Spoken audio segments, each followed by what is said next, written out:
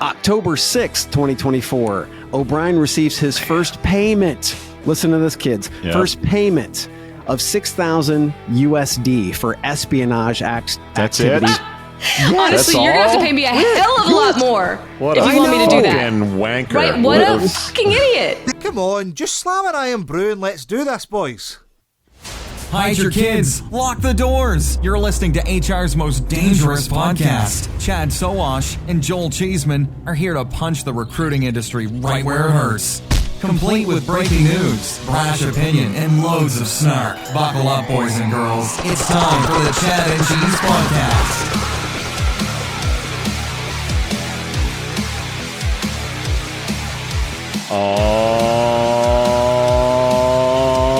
Oh, yeah. We had to run away high so we wouldn't come home low. Hi, kids. It's the Chad and Cheese Podcast. I'm your co-host, Joel Liberation Day Cheeseman. I'm Maureen, a.k.a. Mo. What the F is happening? Cluff. And this is Chad. I'm your Huckleberry Sowash. And on this episode, Deel's spy comes clean. Ooh. The countdown on TikTok keeps ticking. And just another day in Trump world, everybody. Does anyone notice this? I feel like I'm taking crazy pills. Let's do this. Hospitality is the heart of our society. It brings people together to share great food, drinks, and experiences. But successfully managing a restaurant or hotel is no easy feat. That's where Harry comes in. Harry is the frontline employee experience platform that helps you build, manage, and engage great teams. With Harry, managers can easily find and hire top talent, manage timekeeping, and communicate with employees at any time from any place. Candidates and team members can quickly and efficiently apply for jobs, swap shifts, and access important information entirely from their mobile devices. And Harry's robust employee engagement tools make team members feel more connected than ever. With Harry, as an owner or operator, you get a bird's eye view of your business, from turnover cost, labor cost, employee sentiment, compliance risk, and team performance. Run your business better by understanding the power of your people. Because when your team is the heart of your business, Harry is the heartbeat. See how it transforms your business. So, Mo, before you got on, I had to go change shirts because for the second day in a row, Joel and I were wearing the exact same shirt. It's scary. Oh, we can't have It's that. scary. No. And the amount of T-shirts that we have, I mean, the likelihood of that happening, ridiculous. Ridiculous. I love it. It's I love scary. it. I'll be your fashion advisor. It's usually a jersey, which in this case it was. Yep. He altered another jersey. You should wear jerseys we don't have. Like I don't have the Portugal jerseys. Yeah. But yesterday it was just like a plain grayish blue tee. So that you're totally random. Totally random. Guaranteed I'll never have what Maureen's wearing because she's way more fashionable than I will Easily. ever. Easily. Thanks. Looks like she's a wizard at Gryffindor. I definitely am. You guys are both in black. It's 100%. almost like you're in mourning. Did someone pass recently? It's weird because it feels like we should be excited because we've been liberated from what's in our bank accounts and our pantries. The only thing and liberated stuff. is my money and my exactly. I think Val Kilmer was liberated from all of this bullshit. Okay, so he died on April Fool's Day, which again, R.I.P. Val Kilmer, which he played Morrison, who's still in doubt of whether or not he's actually dead. So I don't know. This would be really, really poetic if Val Plot just disappeared. Jim Morrison style. But apparently in the hospital, pneumonia, with his family and close friends around him. Wow. 65 a real icon is young. for Gen X. I mean, there are some actors that are really connected to our generation. Oh yeah. Tombstone, The Doors, Top Gun, like Heat. Chad. I know you're a big Pacino fan. and De Niro. Whew. And Heat. Like what's your favorite? Well, like some of your favorite Val Kilmer moments? So one of my favorites, because it was in '85 and I was a kid, was Real Genius. Not a great movie. Not a great movie. It was a good movie. I mean, as a kid, I just fucking loved it. But what I definitely love, my favorite movie is True Romance. I know it's more of a Christian Slater, Patricia Arquette movie, but I just Ghost. Love that movie. Yeah, that was The Saint good. was awesome too. I don't know how you beat Tombstone It's For hard. me, that was like Great movie. I probably watched that every day for a year in college. Just it was so great. The Doors was fantastic. I thought Oliver Stone was at the top of his game. Like everything kind of clicked on that. I love Real Genius too, Chad. Like that was the last scene where the Star Wars weapon and the popcorn in the house, and then they play Tears for Fears. Everybody wants to rule the world. That's like such an 80s moment that I guess anytime that's on a movie flight, I watch it. Like I love that movie. It's a quick watch. Kids, if you haven't watched Real Genius, we highly encourage you to do so. We're talking to you, Mo, because we know you haven't I've got some seen homework. Damn millennials. Yeah, I was 3 when that movie came out that you were talking about. So, but I Genius, have seen stick Top it in Gun there, dude. and Top Gun. Iconic Yeah, Iceman. legit. You definitely have to watch True Romance. Walken's in that one. I mean, that is star-studded. Just awesome. But Don't going on the list, was man. It, Island of Dr. Moreau. Yeah. Yep. There's some real gems in there. If you I've look, even heard of these. The mainstream ones everyone knows, but there's some real and his there's a documentary I think on Netflix about his life, and he did a Mark Twain like roadshow, kind of a Broadway thing that he played Mark Twain that was really awesome. So the dude was handsome. Yeah. But he played roles that were very challenging. And Val Kilmer, man. Gone way too soon. Like Way too rest soon. in peace. 65 is young. It's rough. It is young. It is. He had throat cancer and it was kind of like, I think, a downward spiral from there. So anyway, And the opposite of too soon is Cory Booker's Filibuster. kidding. Did you guys see this? I mean, you got to hand it to him. I don't care if you don't like what he had to say. Like standing up there for over a day, the stamina that takes is just ludicrous. I mean, I'm tired just thinking about it. Like I need to go nap thinking about what he did and all the preparation he did for it. But like the beauty of him eclipsing Strom Thurmond, that is so awesome. So sweet, right? Like, but hats off to that guy. I mean, he's 55 years old. That's what 55 looks like in 2025. So keep rolling, right? From the Strom Thurmond standpoint, thank God. Hopefully we can start to strike that piece of shit from the history books, for God's sakes. But the thing that got to me, though, is like afterwards, they talked to him, and it was almost like they were talking to an athlete about, the stamina and okay, so 100%. And just take it from my vantage point. I have a military background. We did that shit all the time. I mean, give me a fucking break. We didn't just stand and talk. We were all over the place. I mean, and we were up for days, for God's sake. So when I start seeing that, the guy is in a temperature controlled area. He's got, the only thing he didn't have to do was he probably wore double Depends. Good for him. Yep. But I mean, at the end of the day, it was like the stamina it takes. It's like, motherfucker, That's please. fair. We got people on a daily basis who are guarding your asses, who are doing more than that, but yet we want to. Okay, love Cory Booker. That's totally fair. Don't get me wrong, but come on, people, give me a fucking break. Yeah, maybe we're focused on the wrong stuff. Not so impressed as Chad Sowash. I like that. He's a hard motherfucker.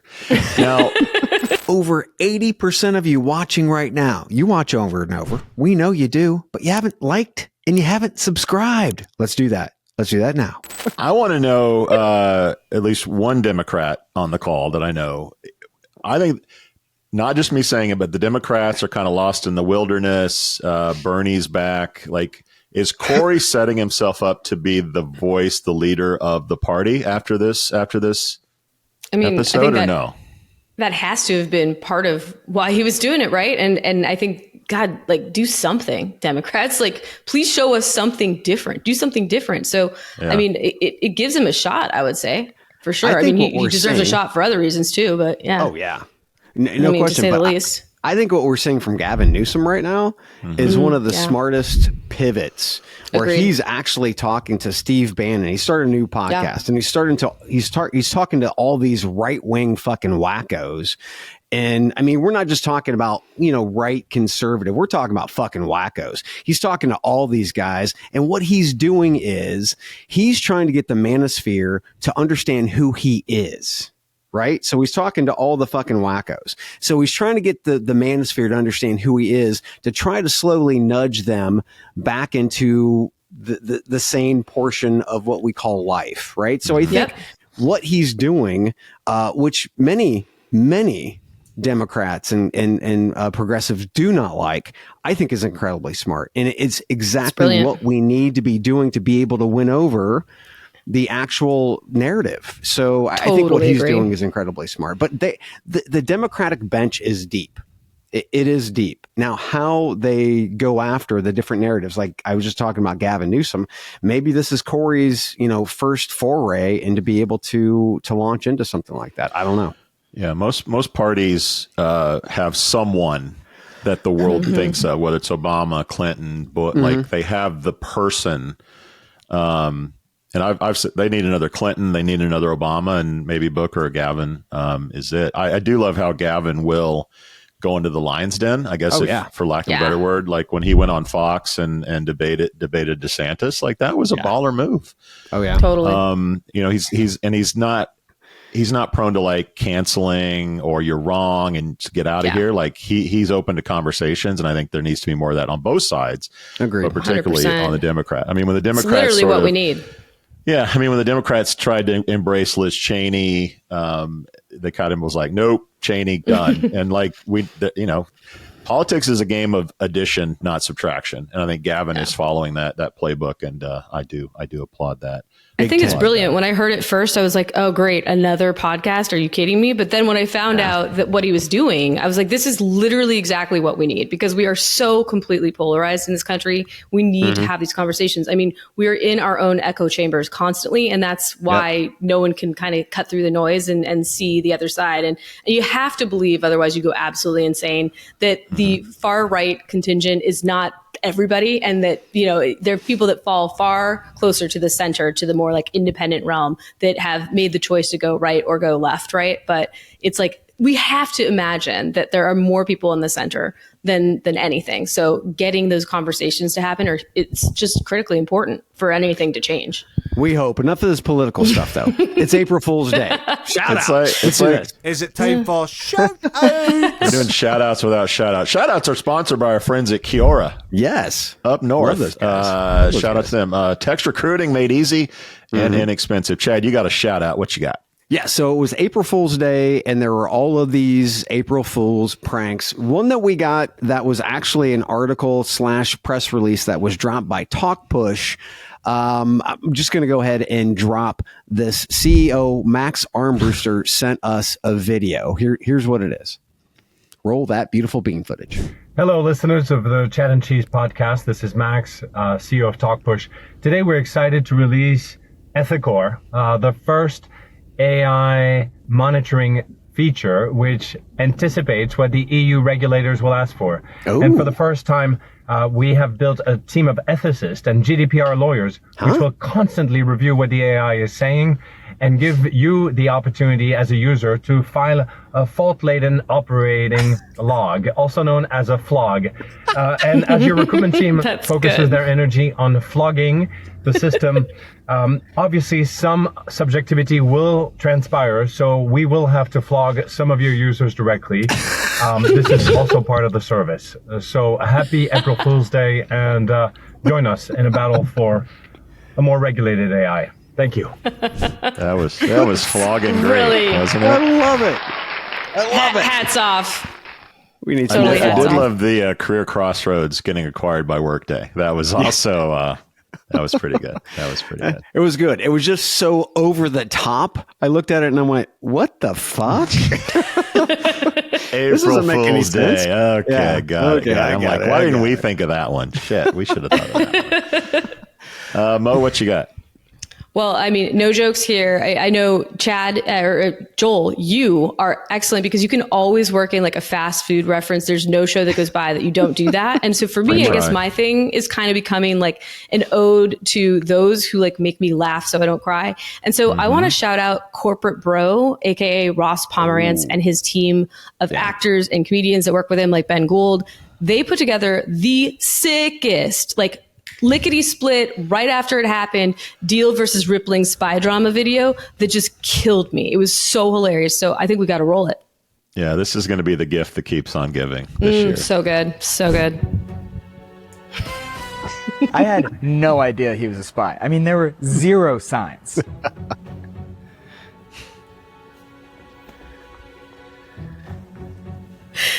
Oh, I don't think we met before. The name's DS. People who know my track record as a founder know that I hate Conrad, by the way. Really, that's a thing. Of course not. Spy looks like 007 already. Yeah, I mean, I guess he was super obsessed with deals that involved their biggest competitor, but... So how much are we discounting? Probably 8%. 8% discount. Are you talking to him? No? I don't know. He was just so normal. All right, I'm going to grab a drink. Want anything? I'll do a martini. Shaken, not stirred. I'll get you a cold brew. I don't know. I guess it's always the people you least expect. Hey guys, facilities said they found this phone in the toilet. This doesn't belong to either of you, does it? Well, who would do that? That's preposterous. It's insane. Yeah, it says DS is spy phone on it. And he runs. He's off. Just brilliant. I mean, especially in the age of AI where everything is just like nonsense, like all this content is total crap. Like to see that beautiful skit like done so perfectly well, like just hats off. Just thank you. Thank you for making us laugh. And by the way, like whoever said that HR was boring? Look at this. Are you kidding? Like James Bond. Oh, this is gold, baby. James this Bond is gold. This is gold shit right here. Guys. This is if it wasn't for all the crazy political shit going on right now, this would be headlines. Oh yeah. So thank you for mentioning my fast food stint. My mom would be so proud to know that I'm being known for fast food references. If I don't do it, you will. That's for sure. Brings me to my shout out to Wendy's, but sort of indirectly Wendy's. Shout out to Sponsored Snaps. I know the kids love the Snapchat, and Snapchat launched Sponsored Snaps in November, I think, of last year. Basically, these are, you get your text messages or your messages, and then we have little corporate messages within the messages from friends. Now, these better be entertaining. They can't just be, Depends ads, going back to the diapers. It has to be good stuff. But Wendy's did this ad, and 52 million people watched this Wendy's ad. And when you think about what Wendy's normally would have done with television advertising or something general, like this is a huge deal. I think this sort of ad within your experience in an app is akin to ads on keyword searches, right? It's kind of organic. It's similar to the feed. When the feed came out, I was like, oh, ads are actually going to show up as you scroll through the internet. Yep. This, I think, is something very similar. So if you're a company and you need to get in front of a lot of people, work with your agency or whoever, look at some of these sponsored snaps, because I think that's going to be a really interesting, unique way for you to get your message out as an advertiser. Very nice. Very nice. Last shout out goes to Orasal-Kubaisi, who heard us talking about Indeed's traffic decline last week and noticed that Indeed did not experience the biggest drop from January to February 2025. No, the dumpster fire we know as Career Builder dropped 22%.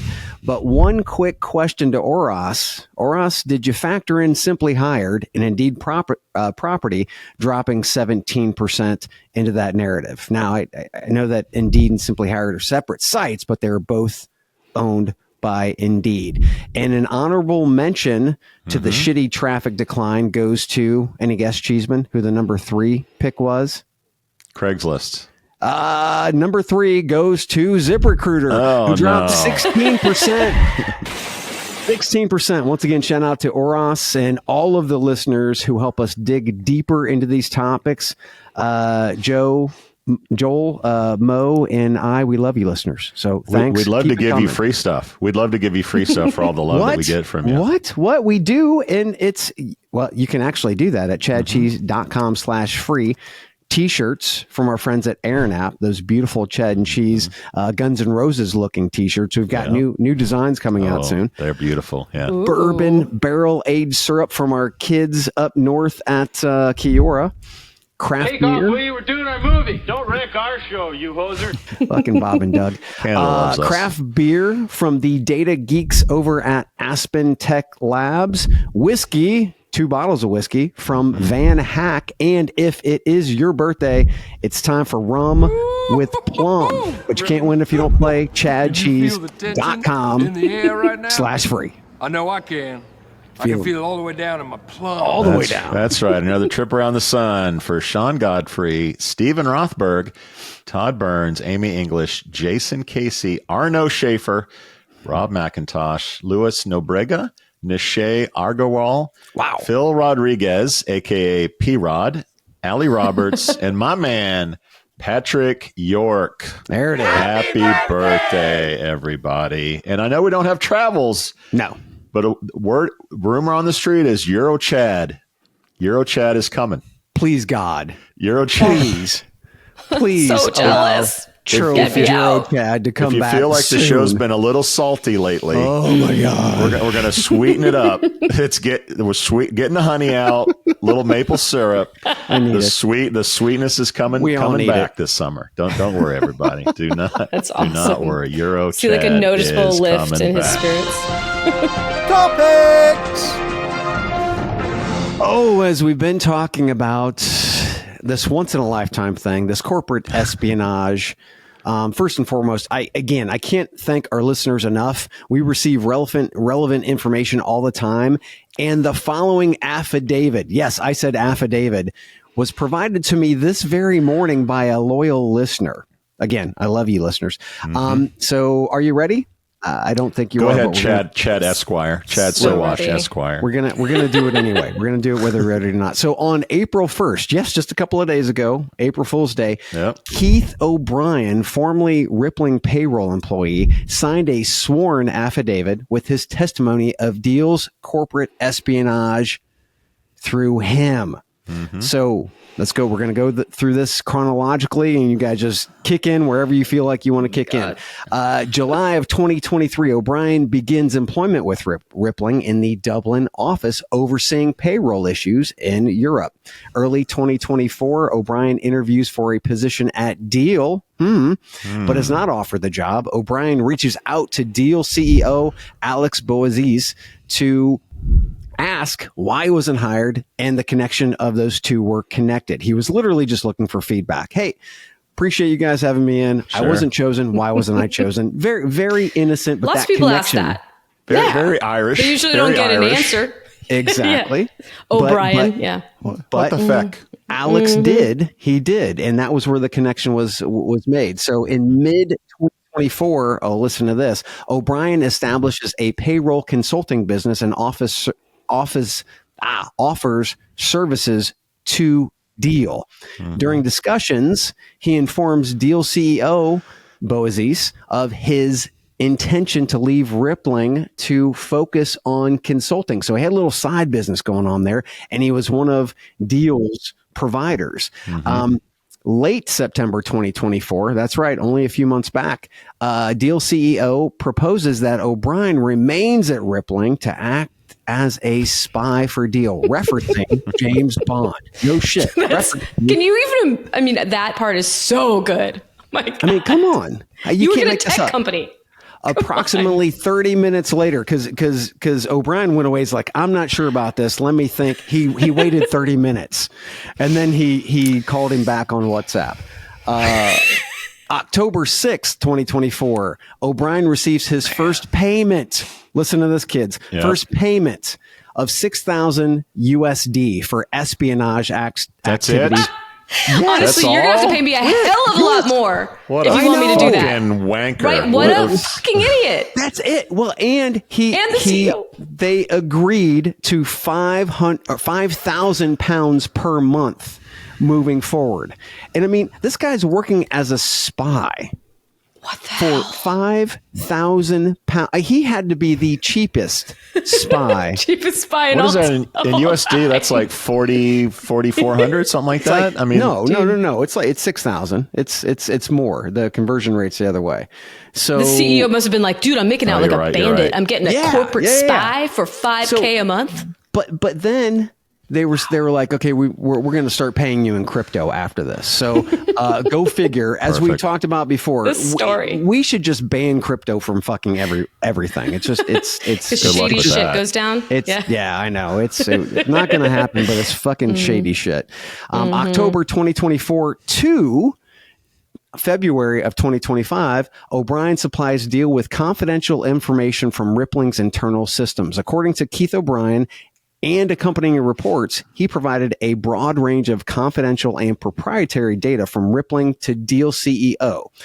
Here's a breakdown of some of those things he passed along. Customer lists and Salesforce data, product roadmaps and development plans, internal Slack communications, Google Drive documents, engineering and technical information, recruiting and hiring information, including employee contact info, financial and strategic documents, Rippling strategic weak points. Now, the way that he delivered these was through WhatsApp and Telegram.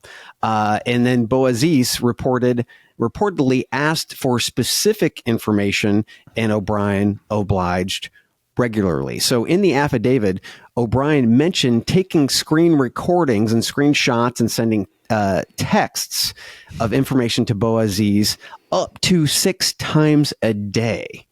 So Boaziz was also contacting O'Brien if he hadn't heard from him in a couple of hours. So, I mean, imagine, and let's take a second here. Imagine the paranoia that the Deel CEO had that, wait a minute, this guy might actually flip back and start telling Rippling because he's getting scared. Number one. Double agent. God. Yeah. And then number two. I don't think he has it in him. Everybody who's out there who's ever studied espionage whatsoever, you don't ask for the myriad of bullshit that he asked for and going into systems multiple times not just one system, multiple systems on a daily basis. Play it cool, man. Like this is. If you're going to trip, Bush League. If you're going Spy to trip tip over Maureen. Yeah, Oh seriously. my God. When I've done this, I definitely. Yeah.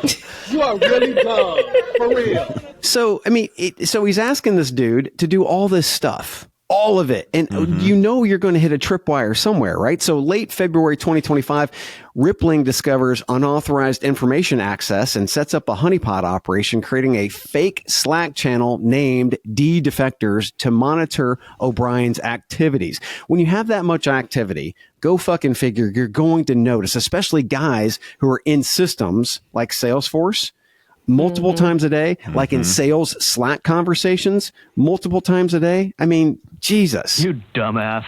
Stuff is not private, man. Like what you do on your company computer is. Come on. This is basic. Late February 2025. This is funny. So this tells you just how stupid the Deel CEO is. Boaziz alerts Bozo. O'Brien about more like Bozo. We have a nickname, folks. Yeah, we gotta call him Bozo. Sorry. That we should do Bozo. Yeah. Yeah. About the Slack channel, the decoy Slack channel. As soon as he gets the letter, he gets on and he tells O'Brien, hey, look, there's this Slack channel, right? And then realizes afterwards that it's a trap. He reaches out to O'Brien and says, oh, wait a minute, don't do that. It's a trap. And O'Brien's like, oh, shit, I've already done it. Winning. I mean, just to be able to take a second and breathe to understand what's going on. First and foremost, you've got this guy tripping wires all over systems, all of these systems, right? And then because you're acting way too fast and acting like an idiot, you send him into a honeypot and then say, oh, wait a minute, don't go there. I mean, it's fucking crazy. There might be a wee problem, boys. Exactly. So, man, how many of those do you have? Those are good. Oh, don't even get me started. Don't start. And now we need a bozo. Now we need a bozo soundbite. He's definitely bozo. Mm-hmm. March 14th, a court-appointed solicitor confronts O'Brien at Rippling's office with a court order to search his devices. O'Brien panics, performs a factory reset on his phone while in the bathroom, and leaves the office despite the solicitor warnings. On the 15th, Deel's counsel advises O'Brien to destroy his phone. Deel's counsel advises him to destroy his phone and eliminate evidence. Following this advice, listen to this. O'Brien uses an axe to smash his phone and dispose of it down the drain of his mother-in-law's house. So good. What the hell does that mean? So good. I think I just told you what it means. March 15th through the 25th, this time frame, Deel offers to relocate. Listen to this. Deel offers to relocate O'Brien and his family to Dubai and cover his legal Totally expenses normal. to mitigate the fallout. You're not going to fall for the banana in the tailpipe? March 19th. Nothing to see here. O'Brien files a report with the Central Bank of Ireland making false accusations of rippling facilitating sanctioned Russian payments, a claim later that he admitted was fabricated under Deel's direction. Late March, we're almost in April, guys. Late March, experiencing guilt and pressure, O'Brien decides to cooperate with Rippling's investigation, acknowledging the harm caused to himself and his family by his actions. And on April 1st, the above, to the best of my ability, is a recap of his sworn statement. Thank you. Thank you very much. 60% of the time, it works every time. So that was a doozy. So what do you think? That I didn't know that human stupidity could go this far. I mean, like I can do anything. Look at like being a CEO means nothing. Like what? Oh, dude. So here's what I know here's what I know of spies. Okay, Yeah. The mob and the CIA. The mob, from what I understand, goes through a very rigorous set of actions to make sure that you'll keep your mouth shut. Yep. And you never rat on your friends. We've all seen Goodfellas, right? Well, maybe not Mo because she's too young, but another one for you to add to the roster. Mo. To the list. The other is CIA, where they have really detailed psych. They really get into like who's going to be a good spy. This guy did not go through some Deel pre-screening, obviously, for this job. It's so boneheaded that it's really beyond understanding. And apparently O'Brien gets a text the day that he goes to talk to the whatever the feds or whatever the equivalent is, and he said the text is the truth will set you free. So this guy finds a moment of clarity in a text message from a friend and decides to just like lay out his guts instead of taking a few shots of Jameson and keeping his mouth shut. He just like sings like a bird. This guy would not make the cut for the Corleone family for sure. No. So that's what we're but doing. Also, it's like so this guy's going to go to jail. I think maybe not a long time, but he's going to go to jail for. I don't know how much total he got. Let's call it under 50 grand. Yes. He's gonna go to the pokey. 20 at and most. I don't know what Irish prisons are like, but they do not sound like the place I want to go. Okay, and his name is Mud. Apparently the guy's employable because he had two people like potentially employing him. He had dude had a future. Yeah. It's not like they pulled him out of some homeless shelter and made him a spy. So his name is Mud forever. He's going to be on every FAMA background check from here to eternity. He's probably going to do some jail time. He might get fined. So he's fucked for not much. Lesson to the kids, like, don't do shit like this. The thing with Deel, so historically, espionage has progressively gotten worse in terms of punishment. I know like the country's laws and things, but if you look at it historically, in 18 and 19, two Apple engineers were caught leaking autonomous car tech secrets to Chinese firms. They got jail time of 3 years, right? So 3-year jail term for leaking. In this case, that probably had some bigger implications because we're talking about Apple and the Chinese government. Yeah. But Deel's going to pay a big fine because Rippling's going to prove how much business they lost, how many deals deals that they lost through this.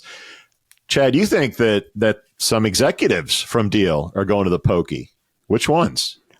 If you take a look at the CEO he was in this from day one, and his dad, who's the CFO, they had two separate Telegram channels set up between them and O'Brien. One was to be able to get the intelligence to the CEO. The other one was for payment, right?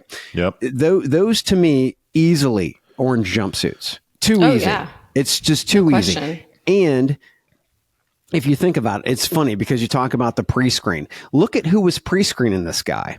We're talking about this bozo who's the CEO who literally sends him out to all of these areas where he can hit numerous amounts of tripwires, and he does, right? O'Brien wanted to start up his own consulting firm. He wanted to leave Rippling. Right. And he says this over and over and over. And it's more of an excuse than anything else because he still did what he did. But he wanted to get the fuck out of there.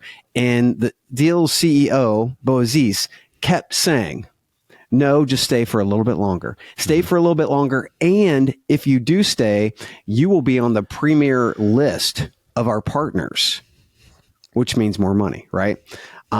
So at the end of the day, dude, this to me, literally, I asked ChatGPT to create a comedy out of this, like an SNL skit. Yep. There's no way that this comes out as like an espionage trailer. This is literally the Keystone Cops and the Three Stooges version, where Mr. Bean plays Mr. Kevin Bean O'Brien. and Benny Hill would have a good time with Keith this story. O'Brien, The other issue, aside from the justice thing, is trust.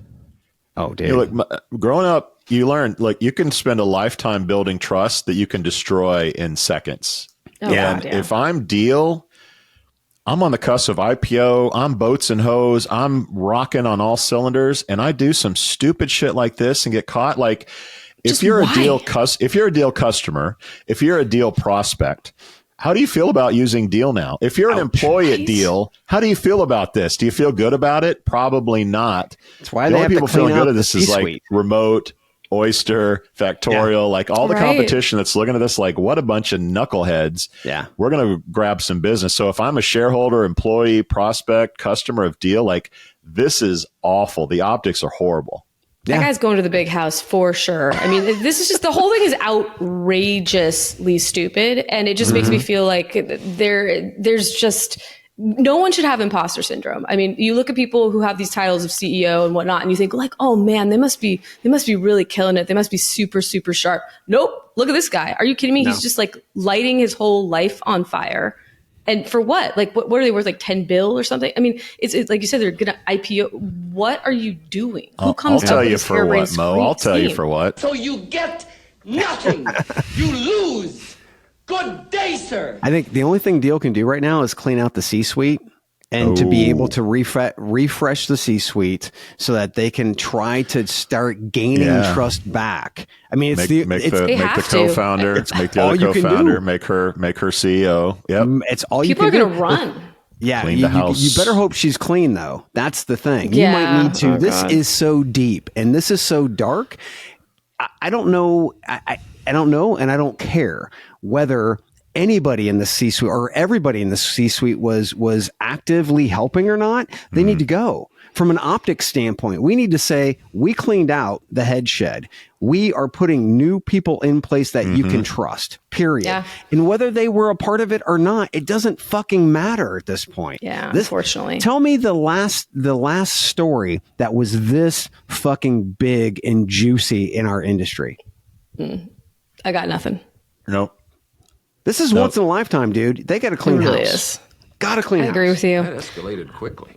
I feel really bad for the people who are working there, who just had so much, taken out from underneath them, just the rug pulled out completely. How do you oversee a corporate meeting after that? How do you do an all hands What a meeting? joke. Oh my God. Yeah, no, they're cooked. Yeah, that's a problem. Den of Thieves.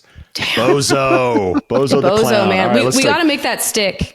He deserves take a quick break. God, there's so much going on. All right, we'll be back. We'll be right back.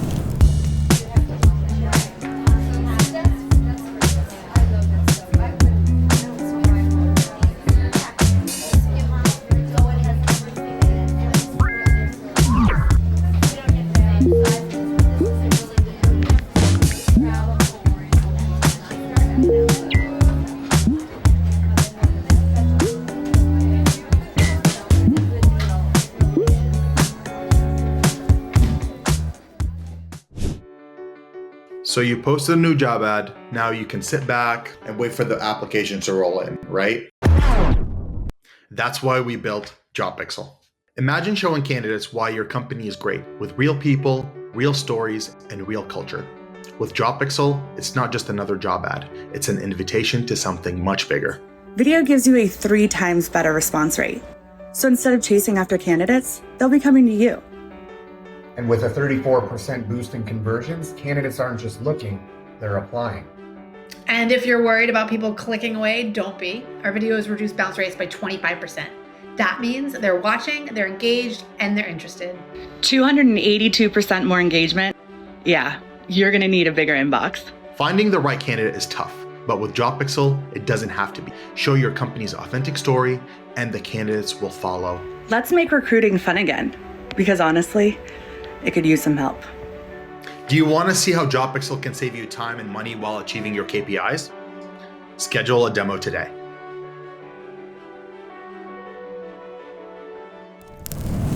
Ooh. All right, kids. What's going on in politics in the world today? Nothing. Thank God. Nothing's happening. It's very boring. Layoff announcements surged in March, which if you listen to the show, driven by significant cuts in the federal government, particularly within the Department of Government Efficiency, aka DOGE. The DC area has been particularly hard hit with year-to-date layoffs totaling, any guesses? 278,711. What's more, Musk is gone, apparently. Trump told his inner circle, including the cabinet, that Elon Musk will be stepping back in the coming weeks from his current role as governing partner, ubiquitous cheerleader, and Washington hatchet man. Oh, and did you hear about the tariffs? The tariffs that came by the Liberation Day in America. Jesus. That's right. We got a 10% across the board increase. The Congressional Budget Office predicts that it'll bring in $2.2 trillion in revenue by 2034. China was especially hit at 34%.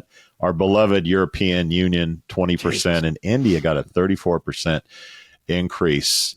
Chad, your thoughts on all the news from layoffs to Elon to tariffs? So this has been a hard week because just after the freaking deal shit and all the things that I had to go through from a research standpoint, let me lay this out. So we go from Deel's stupidity and greed to a much larger landscape of, you guessed it, stupidity and greed. As Joel so eloquently laid out what's happening in the headlines, I'm going to use my time to lay out some pretty much the economic battlefield that's happening right now. So on the jobs front, why are low jobs in abundance in the U.S.? We'll go through that.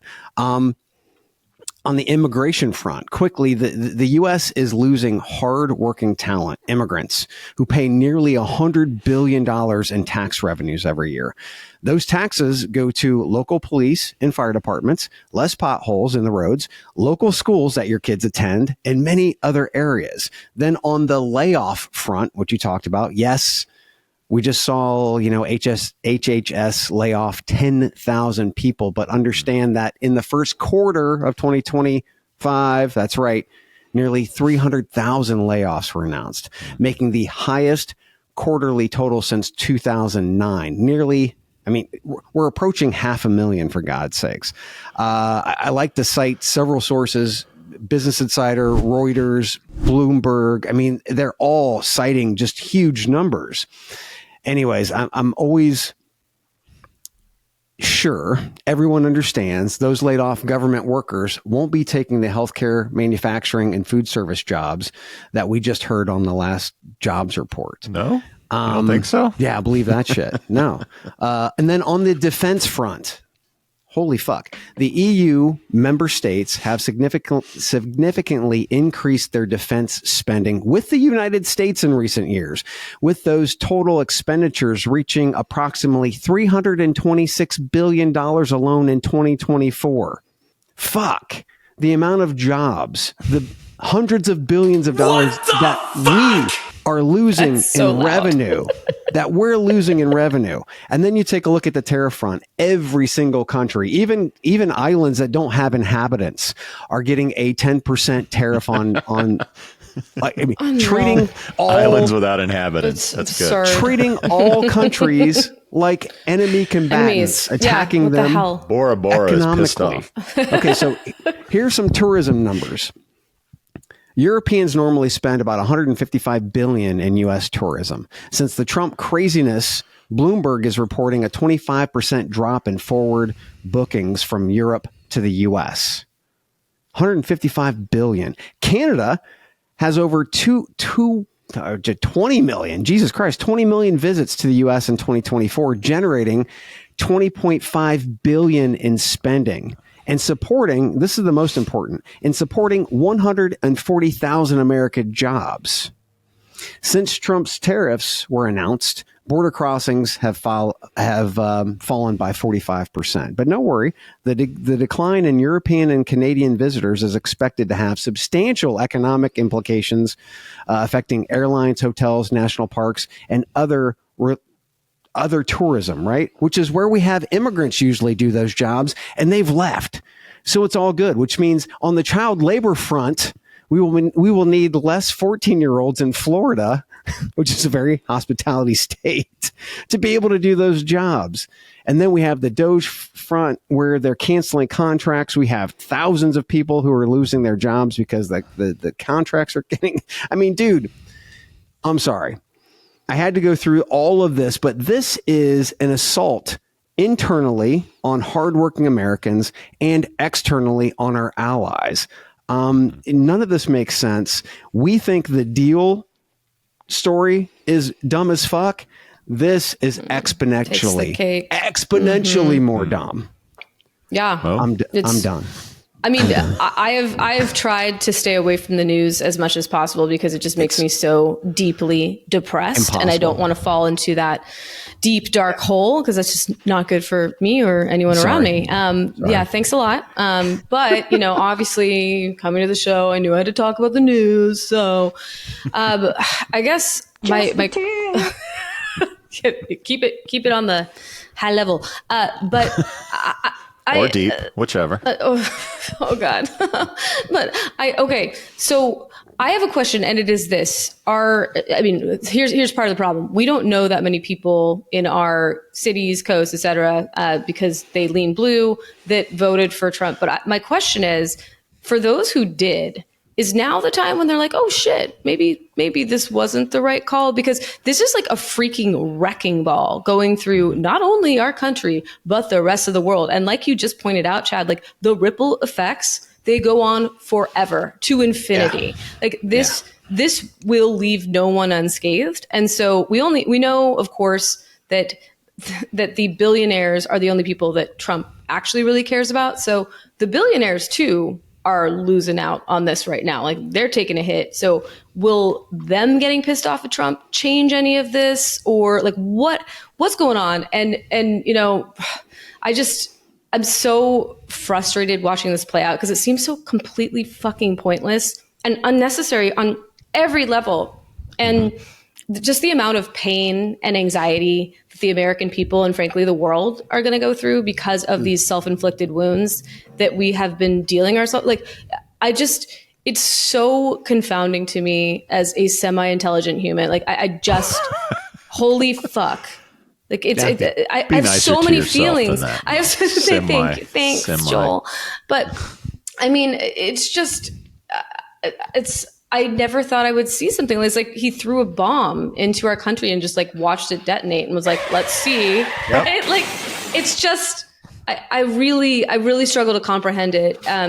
The one thing that I guess I'm happy to see is that Elon will be no longer gracing us as frequently. I guess there's only room for one malignant narcissist at the top of the country. So bye, Elon. But yeah, the rest of it is just like, oh my God. I Only just have smart like this people deep... use words like malignant narcissist. So don't worry about thank you. Your cerebral capacity. I still got it.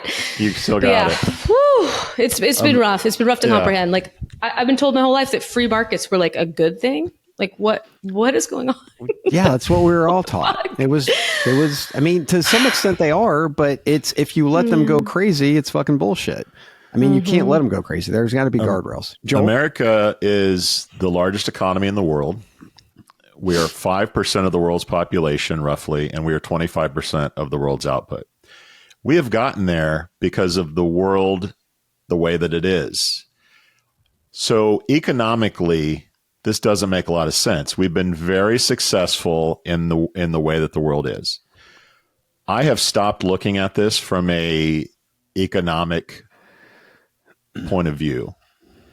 And I look at it as a geopolitical struggle for power, if you will, of the world. And if you listen to Howard Lutnick, if you listen sort of into some things Donald Trump will say, it all points to they are afraid that there is going to be a conflict, probably with China and probably with Russia. Yeah. When Trump goes in front of Congress and says we need to build more boats, that's because China is manufacturing boats, military ships at a rate that we cannot match. When Lutnick says we need to make steel in this country because if there's a conflict, we're screwed because we don't have the ability to make steel and then weapons of war with that steel. When he says that if China shuts off our pharmaceuticals, our people have a real problem, that's a geopolitical statement. So to me, if you look at this from an economical question, it doesn't make sense. America is not losing economically. Capitalism globally works for us economically. But when you look at it from a war could come, then it doesn't. And I think all of it, ask yourself, how does this help us in a worldwide conflict? To me, it starts to make more sense.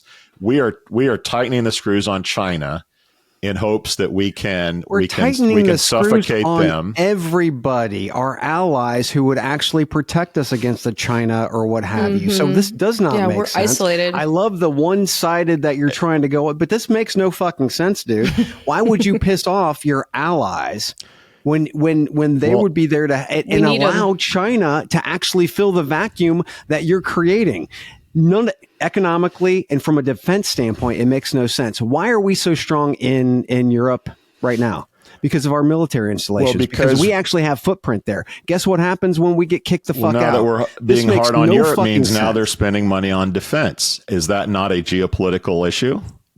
And they're not spending money with us. So therefore, we're losing the revenue. If we know they have to fight Russia, and does they're that losing not make jobs. sense? No, they should be doing that anyway, but they could be doing both. But they weren't. That's the thing. You're looking at it as a black or white thing. It's not. We can still play in the gray. There's still soft power that we need to focus on. USAID was the carrot. We took the carrot away. Now we're trying to beat everybody with a fucking stick, and people do not react well to a stick. Nope. Nowhere. I'm not saying they're going to act well. I'm just saying if I look at this from a geopolitical struggle question, it makes more sense to me because economically it doesn't make sense. Where does it make sense?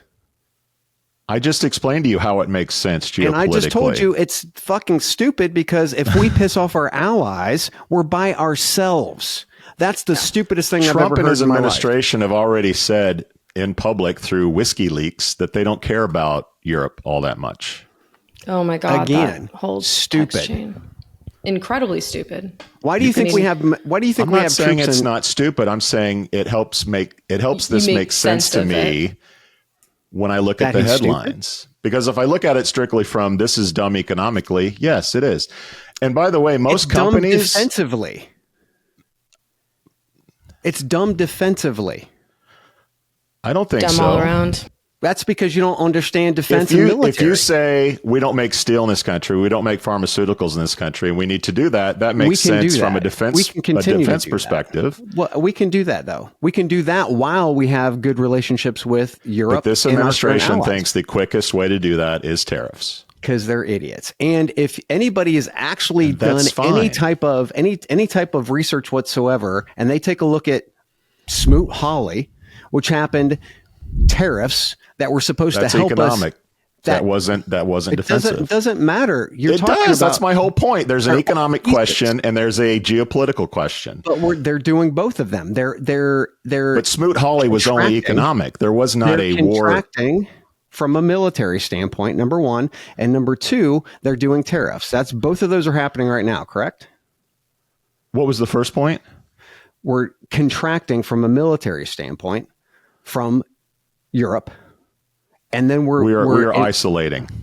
Yes, we're starting to pull. We are creating Fortress. This is Fortress America. The strategy is Fortress America.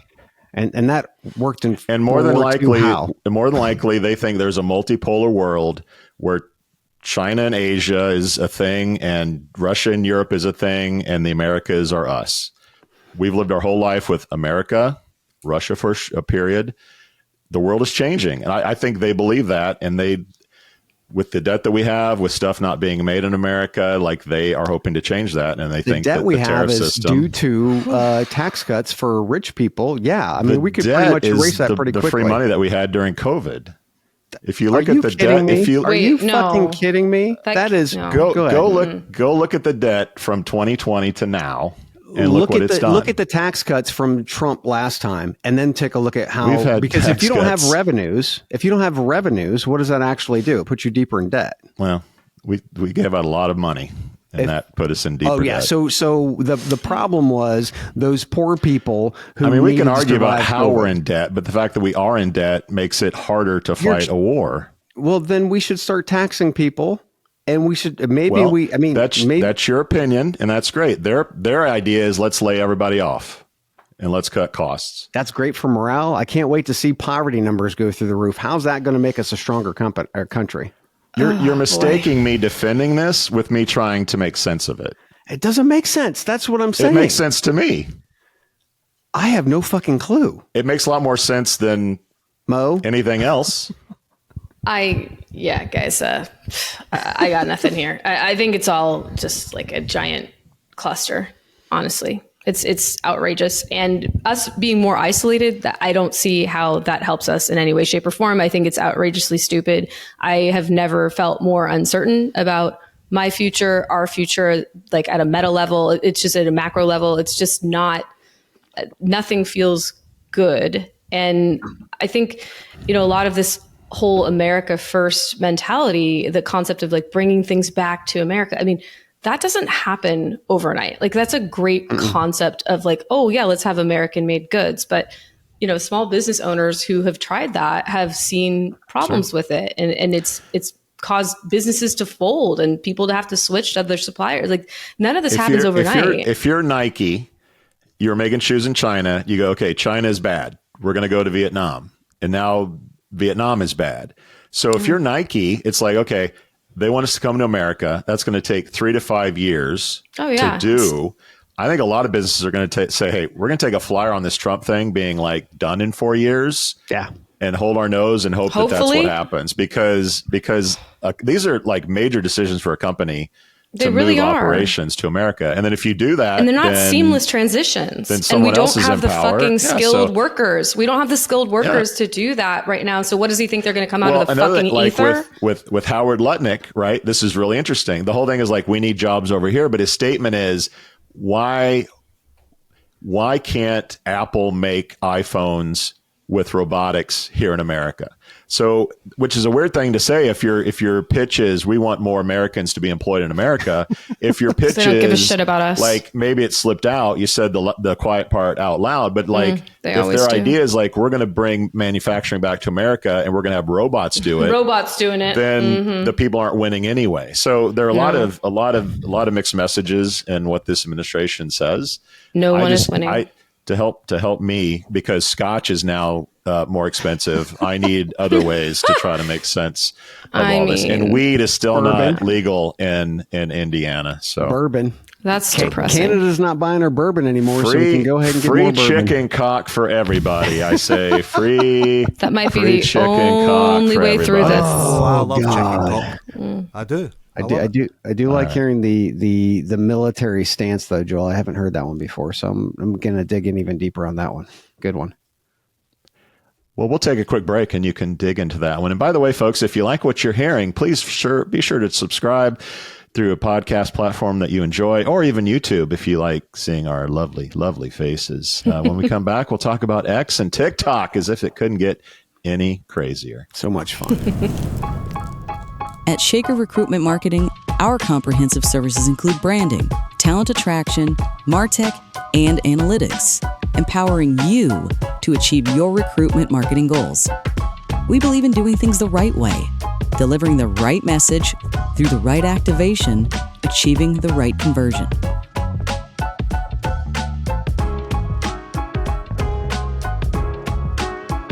For us, business is deeply personal.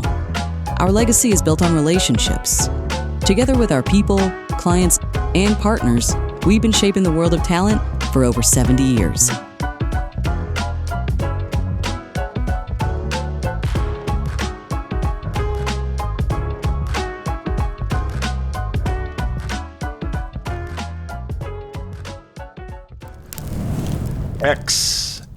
X owner Elon Musk announced on the X platform late last week that XAI acquired X in an all-stock transaction. This combination values XAI at $80 billion and X at $33 billion. He bought it for $44 billion, FYI, in case you missed it. On the deal, Musk said, quote, "Today, we officially take the step to combine the data, models, compute, distribution, and talent," end quote. Easy peasy, right, Chad?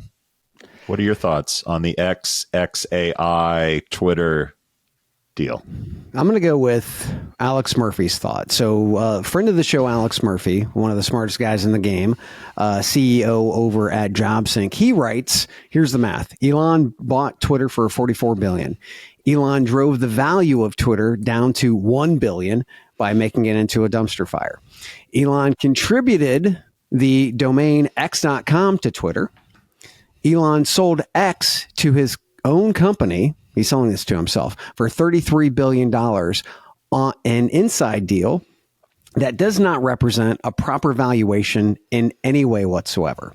Net, X's sale marks that the X.com domain as worth $32 billion, and this is the largest domain sale in history. Thanks, Alex. Ooh. Thanks, Alex. I love that. Jesus. I love that. So loud. Oh my God. Can we get your mic set up correctly? Apparently, I need to. Yeah, this is intense. You got the you got the lounge singer mic today that's going in and out. Reporting for us. live. You got the AirPods. Like, geez, this is amateur hour. What are your thoughts, Mo? I mean, I don't think about X because I hate it, and I will never actually refer to it as anything other than Twitter because that feels just like the slightest transgression that I can do against Elon, my favorite guy. Listen, how many AI platforms are there now? I'm just like, this is going to be, I wonder who's going to win because it's going to be a commodity at the end of the day. And I'm just exhausted. Do I have to go try another one out? Like, seriously. But yeah, I mean, whatever. Elon sucks. I'm so not a fan. He blows. Next story. Wow. What if you're an XAI investor, though? What if you're an XAI investor? You put your money into XAI, and then he goes and spends that money or shares on a dumpster fire. I'd probably be pretty bummed. If you put your money in Elon, dude, buyer you get beware. What's coming. Buyer you get what's beware. coming to you. Like, yeah, I mean, I have no sympathy for the banks and the investors that put money in him. Yeah. They get what they deserve. You reap what you sow. Even when he loses, he still wins big. It's really annoying how that's true. His 300 or so million in the Trump campaign is going to go down as one of the best investments probably ever. I mean, what he has been able to gain, he will not be investigated for this deal. The feds aren't coming. Yeah, you're totally it's right. Clean. No one's talking about pay to play, breaking baby. the law, trade violate, anything like that. All right. So he bought kind of a free pass to do this. Mm-hmm. Yeah. Tesla. Not that this was on purpose, but Tesla is the most American car on the market. So Tesla That's can win, depressing. Can win what does that big. say about America? The tariff system could be a big win for Tesla. I think similar to the deal question, I think he needs to step down, similar to how he did at Twitter. I mean, he's still in charge, but at least optically, he's not in charge. Like somebody else needs to be in charge of Tesla. He needs to go work on AI stuff or launch rockets because I think Tesla could be a big winner in this. Grok, I agree. Like the AI thing, who wins in that, who doesn't, is kind of a question. But just I mean, tired, this guy kind of. Everyone thought he was done when he dropped $44 billion on Twitter, and it looks like he might have the last laugh out of all this. He is not done. Well, when you have however many $1 billion, $300 billion, you can do whatever you want. Is the deal? How do you think he's going to get the last laugh though? Because it's still a dumpster fire. There's no difference. Well, he's not going to. Twitter's not going to kill him. Tesla might come out of the ashes with the tariffs. I mean, X is going to get big contracts from the government. And if we do go to war, guess who's going to make a lot of stuff that we used to fight the enemy? Maybe Tesla and Elon's companies? Nah, I don't see that. I do see. I think it's interesting, though, because people who can't afford to buy a Tesla today, it doesn't matter. The tariffs aren't going to make them able to buy Teslas tomorrow. And I remember growing up in a very depressed area in very industrial Ohio. Manufacturing was leaving. I didn't know anybody who owned a new car. We had nothing but used cars. I mean, that's all it was. It's all it ever was. It's all I ever remembered. So yeah, to think that Tesla is going to benefit from new car sales off of this, I don't see it. I don't see it. I mean, we will see. We do see that they're dropping huge in Europe. Yeah. Are they going to be able to make that up here? Again, unless they drop to about half the price so that normal working fucking people can buy their cars. None of us can have any money. Sorry. It looks like BYD is going to take over the rest of the world anyway. So if Tesla's like, we're going to lose anyway to BYD, at least we can nail down the American market. I don't know. Maybe. Like most of our disagreements, Chad, time will tell. And I'm not disagreeing. I'm just saying, just from my experience, I remember growing up when people couldn't afford new cars. Just because you throw tariffs on but that doesn't something. mean people didn't buy cars. You just lived in the used hood. cars. Used cars. Yeah. I mean, it was used cars. I mean, but yeah. Anyway, Mo bought new cars. She's All a the new time. car kind of gal. Since I was a child, yeah. Mm-hmm. I mean, mine was a Ford Escort. trust. Mine was a Ford Escort, but it was still, it was still kind of new. Used cars all the way, baby. Not a Tesla. Anyway. All right, let's go to TikTok, shall we? Let's go to TikTok. This is getting fun. All right, TikTok faces a potential U.S. ban. Stop me if you've heard this one before. By April 5th, unless ByteDance sells its U.S. operations to a non-Chinese buyer, per a 2024 law upheld by the Supreme Court. This week, Amazon joined bidders like Oracle and, you ready for this, OnlyFans. That's right. We love talking about them. OnlyFans is in the game, everybody. OnlyFans founder and last-minute push to acquire it. Get it? Push. Trump, who extended the deadline from January, met with aides on April 2nd to review options, including a U.S.-based entity leasing TikTok's algorithm, kind of like a home. No deal is confirmed, and the app could shut down for 170 million users if the deadline passes, though Trump may just extend it again. What the hell? Chad, your thoughts on all the TikTok drama? Yeah, I don't think anybody's getting the algorithm, by the way. I mean, I don't care if they say they want to lease it, buy it. That shit's not happening. But that's where I want to focus, because I had a pretty intense discussion with a guy who is quote unquote in the know while we were at Transform a couple of weeks ago. He said the TikTok algorithm just isn't that important. Rather, it's the user base, the 170 million, because they won't leave the platform. And I contested. It was like, hey, look, if the algorithm is total shit and it's not what the user is expecting, they will eject and find another platform, just like the exodus from Twitter. Right. So needless to say, we were in an impasse. He didn't agree.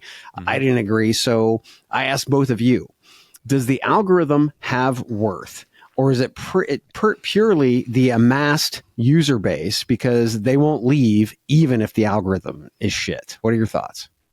I think both matter tremendously. I mean, that algorithm is serving up gazillions of dollars, right? Like they're putting product in the hands of people who want it. They know like what you need before you know you need it. It is crack. You're absolutely right. And it's something that, they've obviously figured out how to fine tune really beautifully. I don't know what some of my For You page says about me. I don't think it's particularly good. I'm like, why am I seeing this? This is terrifying. But they figure out that you have ADHD before you know you have ADHD. I'm like, why am I getting served all these ADHD reels? Holy shit. Oh my God. What? How do you know? Right? Like, because they're creating it.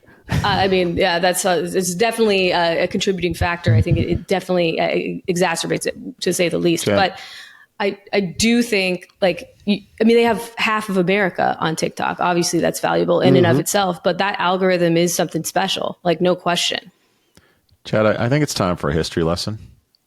Time for a history Finally. lesson. Jesus. I can remember being on stage in the mid-2000s and someone telling the audience that MySpace had 90% of the social media market, which at the time was true. There was a little startup called Facebook that eventually took Facebook down. Yeah. We had Instagram, we have TikTok, Snapchat for a hot minute. If we know anything, the kids are fickle. They're going to jump to the next cool thing and continue, right? I read a story today that Tumblr is back for the young kids. They're back on Tumblr. Too. So I would say the exact opposite. The algorithm is the secret sauce. It's the dopamine. It's the hit that people can't get enough of and keep on the platform. So they're going to stay on TikTok because of the algorithm. And I've always said, whoever buys this thing, good luck, because good luck with the algorithm. Good luck with keeping it cool and what people like, because China isn't going to give up the algorithm. In fact, there's a good chance that China just says "fuck you" to the whole thing and pulls TikTok out of the U.S. just to stick it to us for the tariffs, right? Yeah. So I think that's a very likely outcome. Amazon makes sense because you can sell shit. That does make sense to me. And the shopping experience on TikTok is pretty good. And if Amazon could just replace that shopping thing with their shit, that makes sense. The OnlyFans guy, the Kevin O'Leary thing, Mark Cuban, none of that makes sense really. China's not going to lease it to us because then we'll just steal it like they do our IP, right? They know how the game works. They're not going to be live in the house for a month and then we'll move you out. But in the whole time you've gotten the whole blueprint for the house and everything. So yeah, this is fun. I think the more likely thing is Trump just says let's just kick the can down the road a little bit longer because I'm huge on TikTok. Almost frankly as huge as my dad jokes have been recently. Oh boy, here we go. All right. That's right. Well, Easter's right around the corner, kids. So I thought I'd have a little Easter influenced dad joke today. What's the difference between Jesus and a hooker? Oh boy. What's the difference between Jesus and a hooker? Got nothing. I love the thought processing. Give up, Chad. Yeah, everything that's going through my brain, I do not want to say on a mic. The difference is the look they give while you're nailing them. That's right. The difference between Jesus and a hooker. Going to hell for that one. It's the end of the world as we know it, and I feel fine, everybody. We out. Thank you for listening to, what's it called? A podcast. The Chad. The Cheese. Brilliant. They talk about recruiting.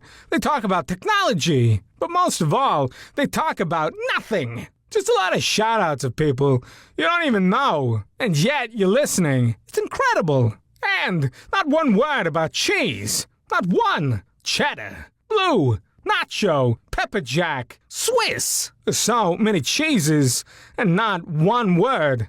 So weird. Anywho, be sure to subscribe today on iTunes, Spotify, Google Play, or wherever you listen to your podcasts. That way you won't miss an episode. And while you're at it, visit www.chadcheese.com. Just don't expect to find any recipes for grilled cheese. It's so weird. We out!